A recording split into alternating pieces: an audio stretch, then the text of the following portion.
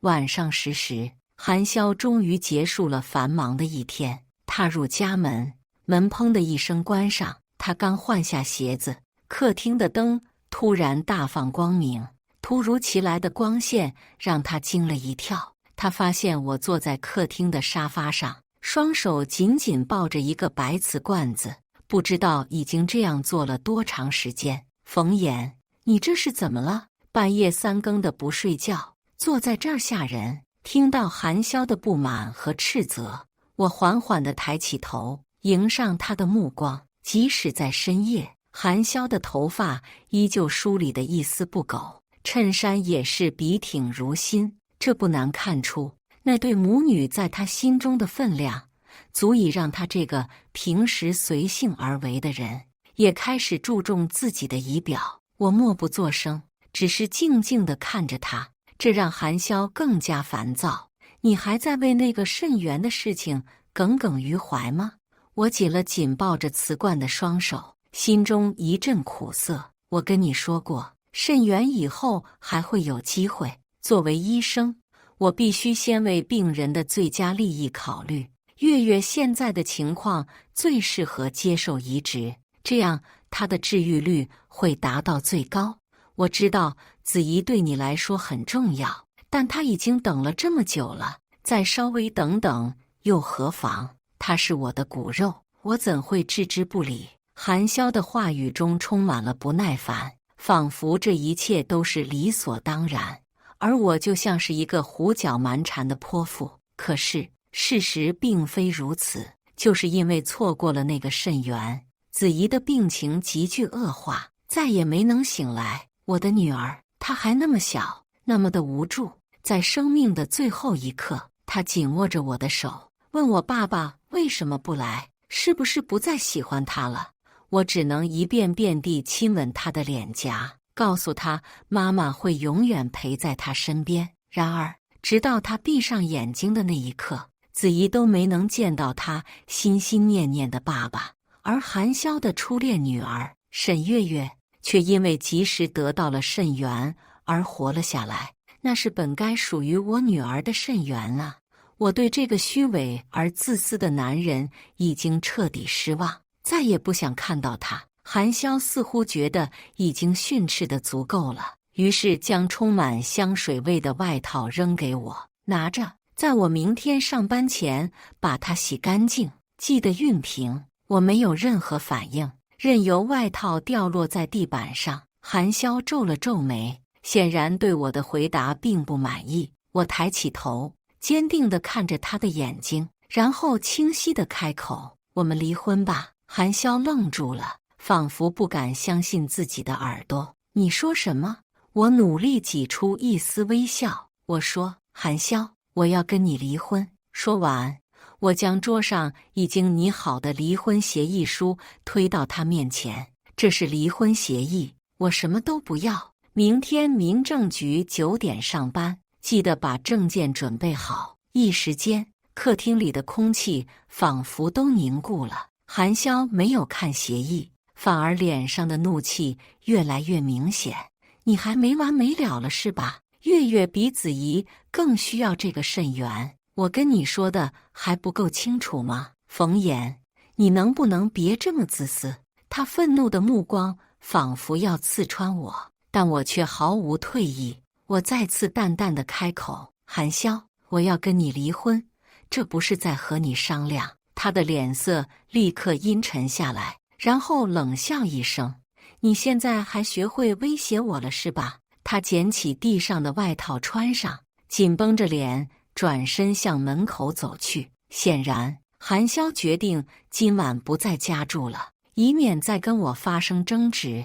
走到门口时，他还不忘回头冷冷地警告我：“冯岩，我告诉你，就算真离婚了，子怡的抚养权也一定是我的，你最好想清楚。”话音刚落，韩潇就摔门而去，客厅又恢复了死一般的寂静。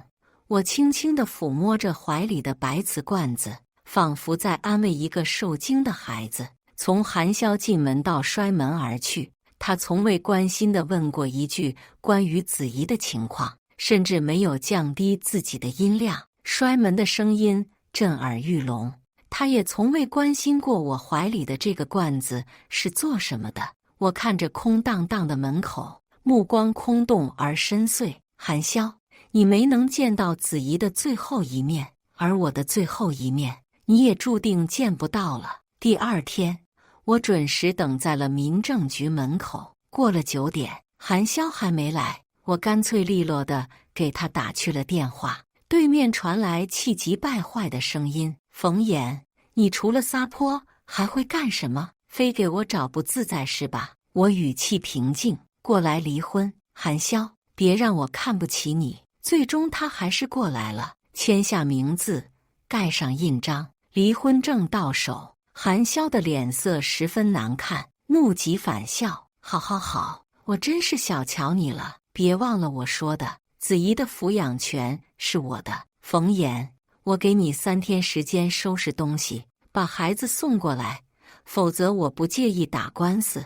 看着他怒气冲冲的背影，我想笑，喉头却涌上一股腥血。韩潇，子怡已经去世了呀，就死在沈月月手术成功的当天，你会高兴吗？至少为你省下一笔官司费。我没有再回那个家，子怡的东西我已经全部烧掉了，我自己的东西也全扔掉了，家里所有的合照我也已经全部剪掉。最近身体越来越不适，吐的血里也经常掺着内脏碎片。执着于领离婚证，也是为了不再与韩潇当一家人，哪怕是到了地底下。当天，我拿着早已收拾好的行李，抱着子怡的骨灰盒回了老家。父母从来都尊重我的决定，就像当初他们明明不喜欢韩潇，却为了让我开心，同意我跟他结婚。现在也是一样，他们看着我怀里的骨灰盒和行销鼓励的身体，已经猜出了什么，却不开口多问，只是每天给我做营养的饭菜，为我擦嘴里喷出的血。又一次吐血吐到哑，我看着爸妈眼里的痛苦，只觉得后悔，后悔不该在生命的最后时刻还回来打扰他们。大概是猜出了我在想什么，妈妈紧紧抱住我，忍不住哭出声：“囡囡，爸爸妈妈很高兴你能回来，最后一段路能陪你在身边，我们只会觉得没有遗憾呐。”眼泪忍不住滑落，我心里终于释然。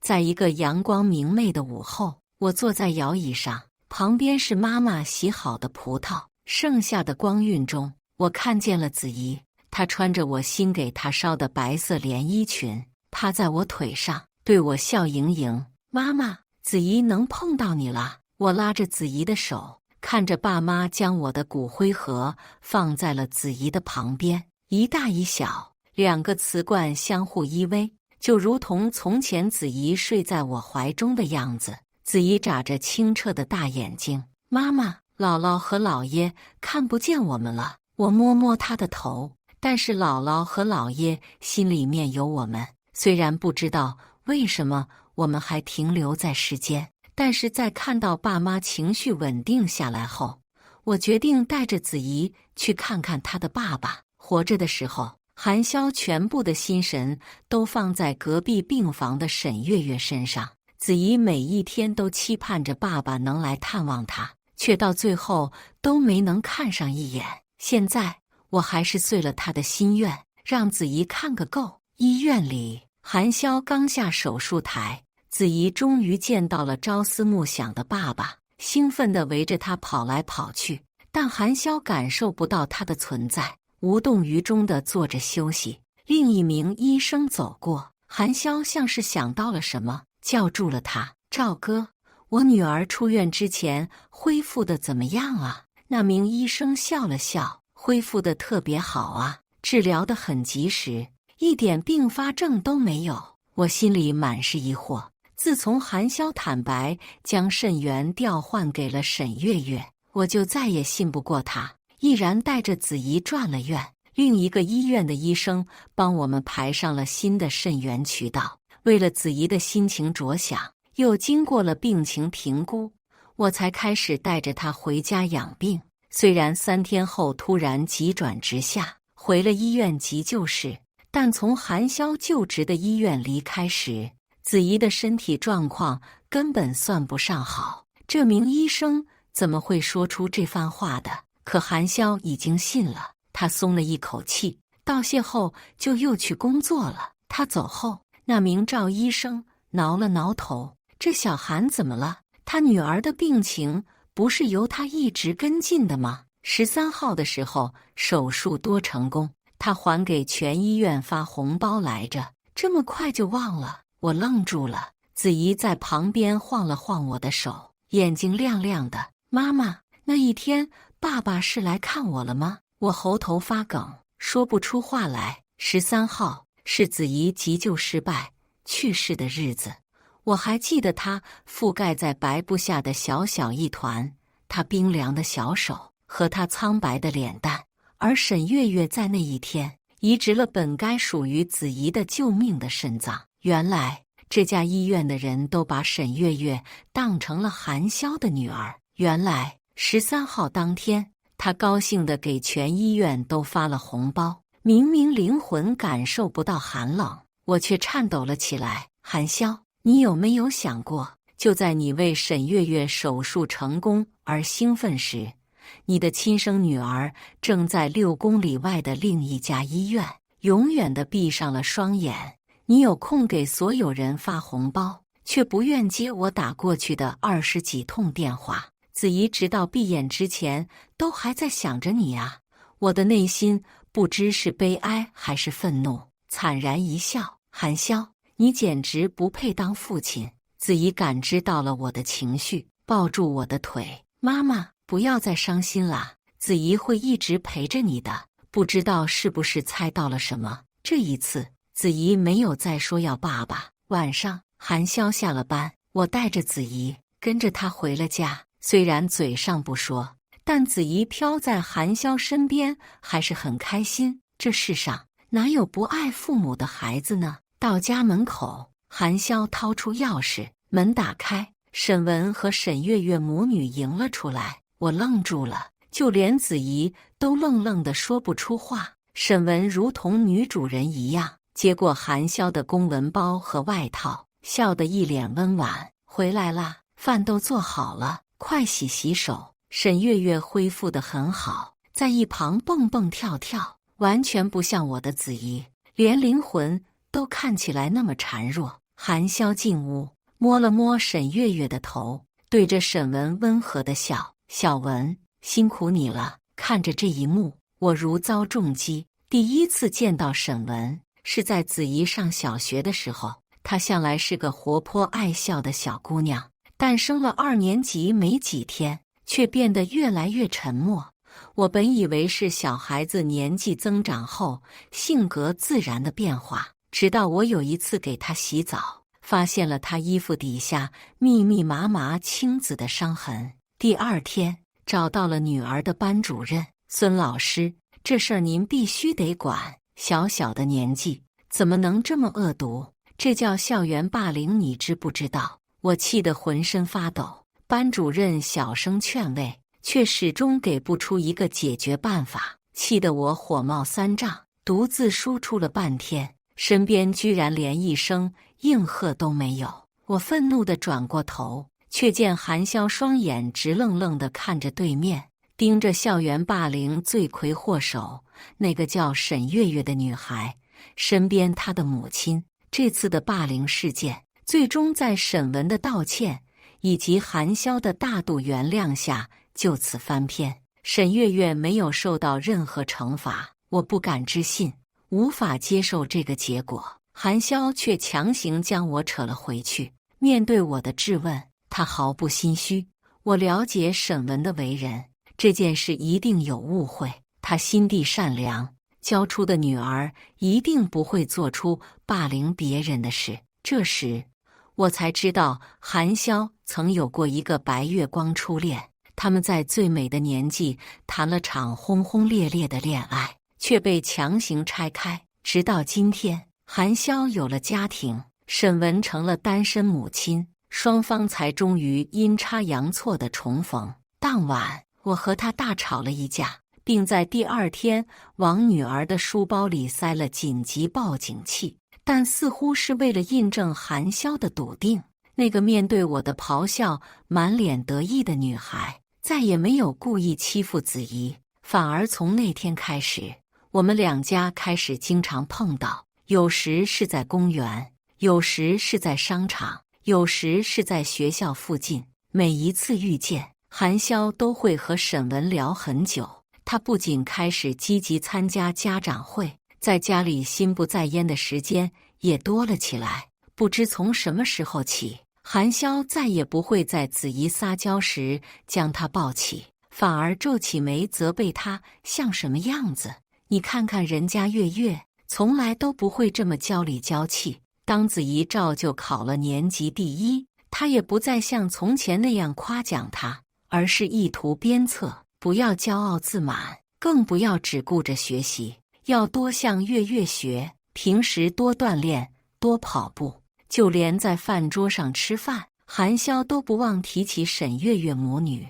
月月就是爱吃肉，才长那么高，而且你沈文阿姨做什么菜，她都不挑食。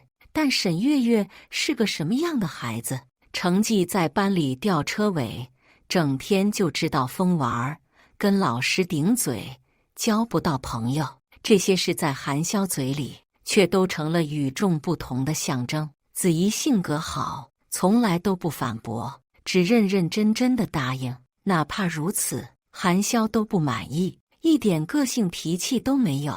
以后到了社会上，根本没有月月吃得开。我不止一次对他这种行为表达反对意见，韩潇却不以为然。我是子怡的爸爸，说这些不都是为他好吗？忠言逆耳，等他长大了就会明白了。后来子怡得了病，退学住进了医院。但是除了子怡第一天住院，韩潇来看了一眼之外，之后他就再也没来过了。偶然听到其他医护和病人谈起他，却都说韩医生是个好爸爸，工作那么忙，还要每天都抽时间去看女儿。这当爹的是真负责，就是可惜了孩子，那么小的年纪居然得了肾病，可不好治忧。类似议论不在少数，我一直为此感到疑惑，直到在医院走廊偶然撞见他和沈文，我才知道沈月月也因肾病住进了医院。入院后，韩潇为他们事事亲力亲为，跑前跑后，从不含糊，与对待我们的女儿截然不同。子怡常常因为药物的影响吃不进东西，而韩潇却在高压的工作下坚持每天为沈月月做营养餐。子怡难受的整夜睡不着，韩潇却每个晚上都在沈月月病房里为她哄睡，甚至经常买玩具让她高兴。子怡每天都在问我爸爸在哪里，我答不出来，但韩潇每天都要在沈月月病房里待上至少1个小时，就是为了给他们母女俩足够的安全感。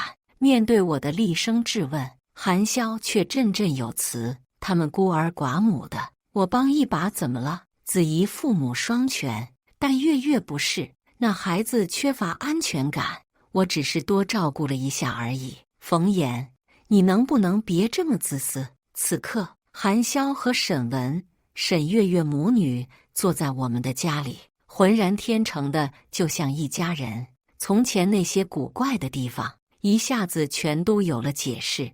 我气得浑身发抖，攥紧了拳头。韩潇，你怎么敢的？亲生女儿的身体情况你毫不关心，居然就这么理所当然的和初恋情人过起了小家庭。虎毒尚且不食子，韩潇，你连份生都不如。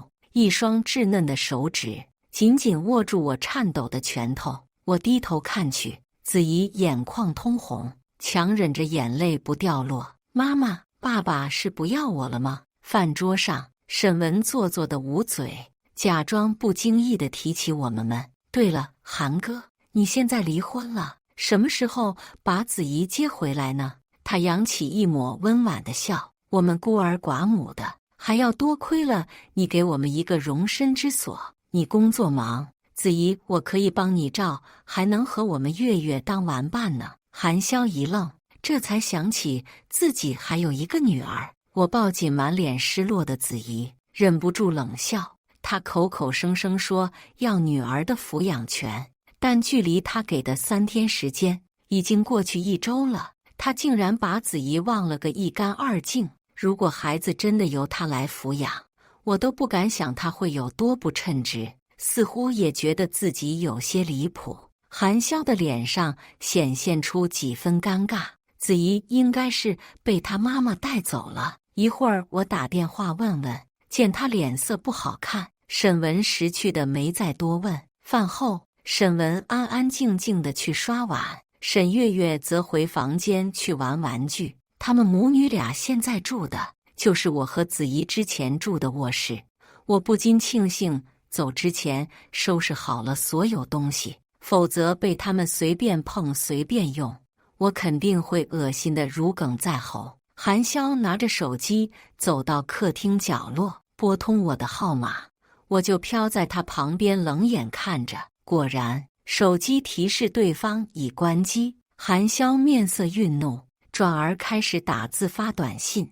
我凑望向楚树伟去看，嗤笑出声：“冯岩，我就知道你会把孩子偷偷带走。你一个家庭主妇，在外面自己活都难，怎么可能把孩子照顾好？我劝你赶紧把子怡带回来，否则别怪我真跟你打官司。明明1分钟之前还把子怡忘了个干净，现在却像一个心疼女儿的好父亲。”韩潇，你还真是能装啊！沈文洗完碗从厨房出来，关心地询问韩潇：“韩哥怎么样了？”见他过来，韩潇表情温柔下来，谈起我的语气却满是厌恶。冯岩这个疯女人，不知道把孩子带去哪儿了，现在电话也不接，短信也不回，这是准备跟我死磕到底呢？沈文适时地流露出担心的表情，这可怎么办？子怡还生着病呢。说完，他抬头看了看韩潇的脸色，又摆出惹人怜惜的姿态。这一切都怪我，要不是月月用了子怡的肾源，冯姐姐也不会这么生气。要不是没有实体，我真怕自己会被恶心的当场吐他们一脸。韩潇更不是个东西，他丝毫不觉得自己做的事有什么错，表现得十分理所当然。小文，这不关你的事。我今天问过赵哥了，他说子怡出院之前就已经恢复得很好了。你看，我早就说过，月月比他更需要这个肾脏。听见这话，我下意识地摸摸女儿的头顶，子怡贴在我身边，沉默着擦了擦眼泪，握紧了我的手。我更心疼了，只恨自己不像电影里一样有法力，不然一定宰了韩潇这个狗东西。他却毫无察觉，甚至还在继续大言不惭。冯岩这个人一向小肚鸡肠，自私自利。我只是做了一件正确的事，是冯岩他自己想不明白。沈文看向他的眼神有些奇怪，似嘲讽似轻蔑，最终他还是笑着放柔了声音：“韩哥，你真好。”第2天，韩潇上班时总是心不在焉，我冷眼旁观，想着他怎么不手误一下，干脆把刀插自己胸口里呢？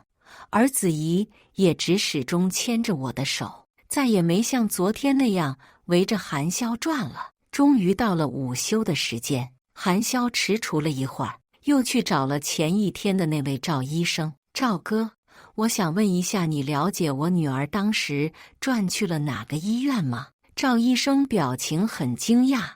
转院？怎么还转院了？肾脏移植的手术不是很成功吗？说是连排异反应都没有。我记得你那天还发红包来着呢。韩潇终于意识到了不对劲，脸色瞬间难看了起来。手术？赵哥，那天手术的不是我女儿。赵医生的表情更惊讶了，满脸都写着你在说什么鬼东西。韩潇有些难以启齿，涨红着脸把话吐了出来。我的女儿叫韩子怡，当时住在沈月月隔壁的301病房。那天手术的沈月月只是我出朋友的女儿。这句话一出，连正路过的其他医生护士们眼神都惊疑不定了起来。赵医生看他的眼神更是瞬间开始不对劲，在向他开口时，态度也不复之前的友善，甚至称得上冷淡。哦，那我就不了解了，这种隐私也不是我一个医生该打探的。韩潇从脖子到脸红成一片。啊，我知道了，打扰你了，赵哥。我嗤笑一声，他居然自己也知道不光彩呀。自己老婆女儿在隔壁病房，没见他去看一眼，反而成天为一对孤儿寡母跑前跑后献殷勤。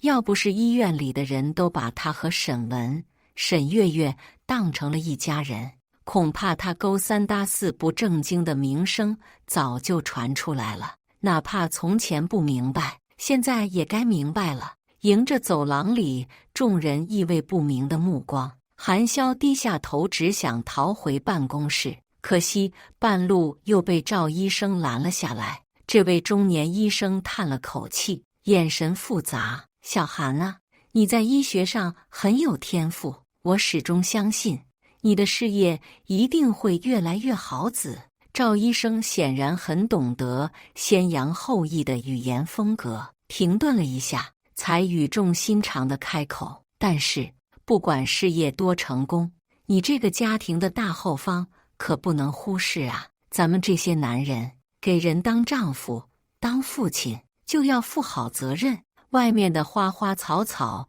都是虚的，真到了关键时刻，还是只有自己的老婆孩子愿意管你，你可不能舍本逐末呀！”这些话就差明示了。韩潇像被人当众扇了一巴掌，脸上火辣辣的疼。他强笑着答应，转身快速跑回了办公室，像一只急于回壳的蜗牛。见他走了，走廊里的众人马上开始窃窃私语：“妈呀，那真不是他老婆孩子啊！这谁能想到啊？那一天天伺候的，比同后亲妈都勤。我当时还跟人说呢，我们医院的韩医生对老婆和女儿特别好，特别细心，原来是对别人的老婆好。他老婆就在隔壁病房，也不管。嗨，忙着照顾孩子呢。听说他女儿病得可重了，要不怎么转院了？不就是被韩医生给气的？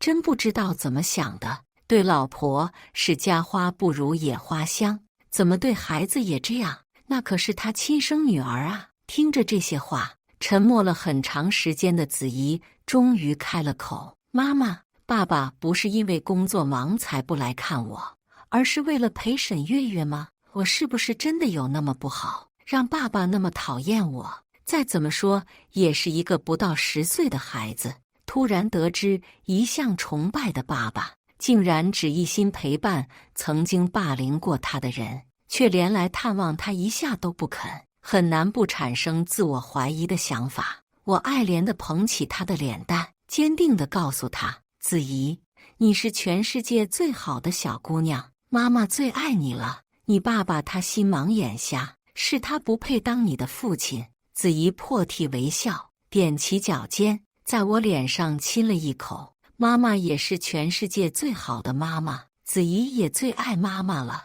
永远都爱。心里一股暖流涌起，我动容地抱住子怡，只觉得这一生有女儿就足够了。韩潇是个极好面子的人，我以为经过了这事，他会后悔死打听我和子怡的事，没想到他似乎是破罐子破摔了，开始正大光明打听子怡转院的去向。可惜，就像赵医生所说，这是病人的隐私。显然，大多数医护人员并没有打探病人隐私的爱好。他也每天尝试着给我打电话，无一例外都是关机。发的那么多短信，也一条回复都没收到。在接连碰壁之下，韩潇显然越来越烦躁了。只有沈文时时刻刻陪在他身边安慰：“韩哥别着急，冯姐姐一向很有主意，说不定子怡已经被她带着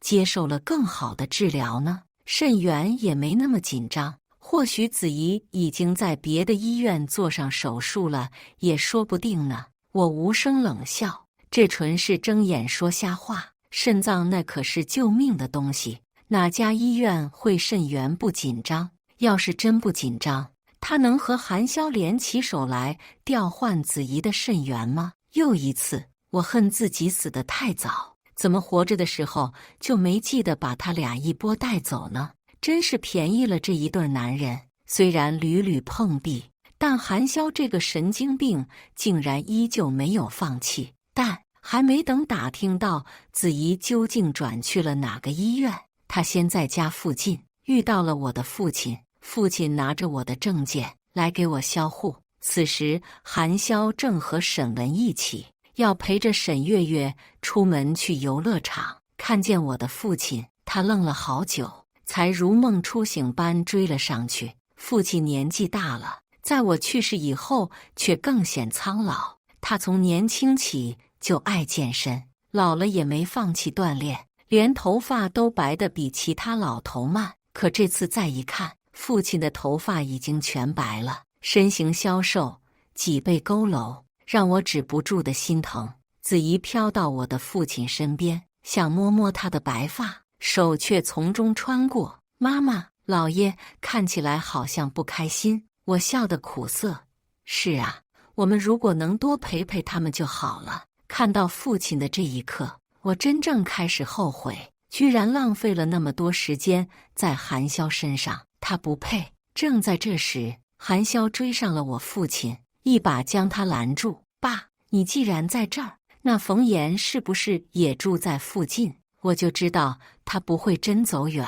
韩潇不复之前的烦躁，整个人容光焕发，眼神中满是得意。她一个女人带着孩子能走哪儿去？您把她叫出来。父亲不疾不徐地抬手打断：我不是你爸，别这么叫我。韩潇愣了一下，皱起了眉。爸，冯岩是不是跟你说什么了？您别听他瞎说，我就是看人家可怜，多帮点忙。他好，跟我闹起来了，现在电话都不接。我父亲瞥了他一眼，语气沉静。我不知道你们之间有什么问题，也不想知道。我只知道妍妍病重成那样，抱着子怡的骨灰盒回老家等死，一定是已经对你失望至极。她回去那么多天，你一次都没去找，我就明白了，你们这婚确实是应该离。离了好，离了婚，到了地府阴间也不再有干系了。韩潇却愣住了，他似乎在努力消化着我父亲话语里的信息量，整个人如同被雷劈了一般，呆立不动。您说什么？谁死了？什么骨灰盒？父亲摇了摇头，看了一眼他身后追过来的沈文和沈月月，眼神中满是失望。韩潇啊，我之前是不同意你们在一起的，但你和小妍结婚这么多年，还有了子怡，我以为无论如何你都会对他们有些感情。你究竟有没有把小妍当成过你的妻子？你又有没有把子怡当成过你的女儿？父亲叹了口气，弯下的脊背满是疲惫。如果早知道会这样，我当初怎么会放任小妍跟你走？就算拼了这条老命，我也要把我的女儿留在身边啊！他转过头，摸去了眼角的一滴泪，向社区办公室走去。韩潇终于反应过来，脸色一下子变得苍白。他想拉住我父亲，又不太敢，只强颜欢笑地紧随其后。爸，您说什么呢？您在跟我开玩笑是不是？冯岩吵着跟我离婚的时候还好好的，他是不是还在生我气，联合您一块儿来骗我？父亲毫不理会，只一步步往前走。韩潇不放弃，似乎坚信我就是在骗他，加大了音量：爸，您就别骗我了。冯岩这个人就是爱一哭二闹三上吊，他想给我个教训是不是？子怡是我亲生女儿，我怎么可能不管她？另一个肾源我已经找到门路了，你快让他回，别拿孩子身体开玩笑。”他就这样追着，跟着我父亲一路来到社区办公室，然后眼睁睁看着我父亲缓缓拿出我和子怡的死亡证明。同志，这是我女儿和外孙女的所有证件，我来给他们注销户口，辛苦你了。韩潇直愣愣呆立在原地，我忍不住冷笑。他想过我可能是在跟他冷战，想过我可能是在逼他低头，但他从来没想过我竟然真的去世了。不仅是我，还有子怡，他的亲生女儿。不可能，这不可能！韩潇装若癫狂地抢过工作人员手里的死亡证明，反反复复地看，嘴里自语：“怎么可能？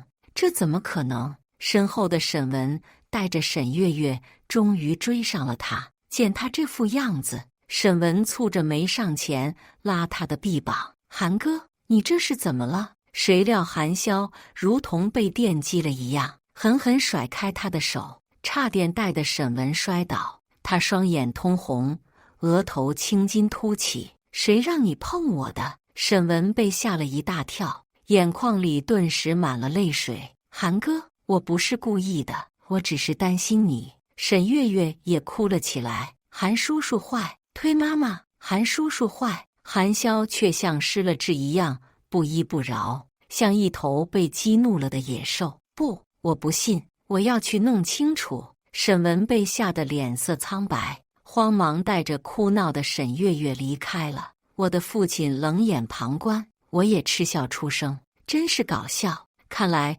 他也知道自己有老婆有孩子，也知道自己不应该对一个带着孩子的单身女性那么关心。那他之前是在干什么？装傻吗？还是故意挑衅我？韩潇又捧起那2张死亡证明看，双手竟然颤抖起来。他红着眼睛望向我父亲，声音竟然有些哽咽，带着祈求：“爸，你告诉我，这都是假的，对不对？”冯岩他在跟我闹脾气。父亲面色冷漠地看着他：“你现在做这副样子，是在给我看吗？他们母女活着的时候，你不闻不问；小妍跟你离婚的时候，你也不挽留。结婚这么多年，你一错再错，没能成为一个好丈夫，更没当一名好父亲。甚至他们消失了那么久，你都丝毫不担心他们有什么意外。现在小妍和子怡都没了，你又做出这种样子，是在骗我，还是骗你自己？韩潇，你活该良心不安。如果你但凡还有点良心的话。”父亲继续找工作人员办理销户。韩潇失魂落魄地被赶了出来，他表情空茫地望向天空。良久，他叫来一辆出租车，去了死亡证明上的那家医院。但凡早一点移植肾脏，那孩子都能有很大几率活下来，真是可惜了。13号那天送过来的时候，孩子已经无力回天了。韩潇瞳孔紧缩。13号那天，沈月月手术成功，她高兴地给全医院的人都发了红包，至今还记忆犹深。是啊，那孩子13号停止的呼吸，他妈妈当场就晕了过去，结果确诊了癌症晚期。哎，真是可怜啊！当时就他们母女俩，一个已经刚刚去世，还有一个也活不了多久了。我看资料还是有婚姻的，但那么多天也没见到哪个男人来看望，应该也是刚丧偶吧？真是厄运专找苦命人啊！韩潇眼神完全失去了光彩，嘴唇毫无血色。良久，他红着眼睛苦笑：“是啊，他应该丧偶，而不是自己去世。”他就这样失魂落魄地回了家。客厅灯打开，沈月月窜了出来，抱住了韩潇的大腿：“韩叔叔，快过来，妈妈做了你爱吃的红烧肉。”我光是打量了一下沈月月，就不禁皱起了眉头。子怡晃了晃我的手，惊讶地开口：“妈妈，沈月月打扮得跟我好像呀。”是的，不知道他们从哪儿找到了子怡衣服同款，不只是衣服像，连发型、配饰，甚至连子怡的表情都学了个8分像。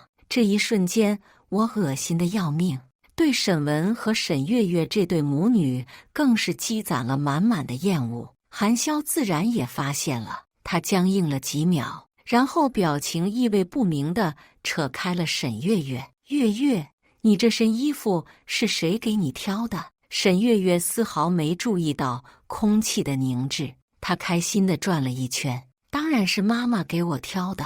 韩叔叔，好看吗？韩潇冷冷地勾起唇角，好看，太好看了。他走进客厅，饭桌边的沈文见他回来，开心地摘下围裙，红着脸扬起温的笑容。你回来啦，饭菜刚做好，快来尝尝。我听说冯姐姐的事了，韩哥别难过，你还有我和月月呢，我会像冯姐姐那样照顾你，月月以后也会孝敬你的。我冷笑连连，就沈文这副模样，估计是早就盼着我死了吧。韩潇这个贱男人，这下子可有理由把外事扶正了。这对渣男贱女活该凑到一块儿。他有一句话说得对，我就应该丧偶，老天爷怎么就没把这一对贱人收走呢？我以为韩潇会高兴，终于有理由跟沈文成为真正的一家人了。没想到他听完那些话，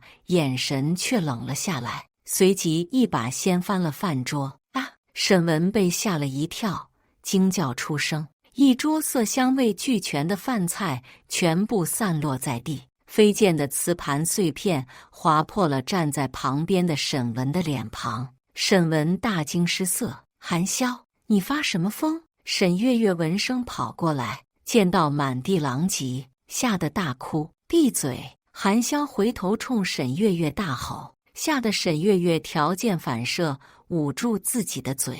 她咬牙切齿：你身体里的肾源本该是子怡的，要不是你，我的女儿怎么可能？韩潇，你够了！沈文也面露愤怒，他像一匹护崽的母狼，跑过去抱起了被吓呆的沈月月。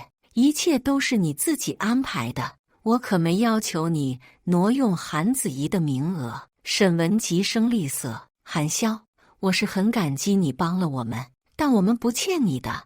我交了治疗费和手术费，你治好我女儿是应该的，其他多余的事是你心甘情愿。混蛋的是你，少把帽子往我们孤儿寡母身上扣。说完，沈文怒气冲冲地抱着沈月月离开了，只留下韩潇一个人站在满地狼藉中。他眼神放开，喃喃自语：是啊，只有我是混蛋，我真是混蛋啊！我看向他，心里竟然已经生不起太炽烈的情绪了。是的，韩潇，你真的是一个可恶的混蛋，你害死了你的妻子，也害死了你的女儿，你的余生都会在悔恨和痛苦中度过。沈文带着沈月月走了，韩潇一个人失魂落魄地坐在客厅里。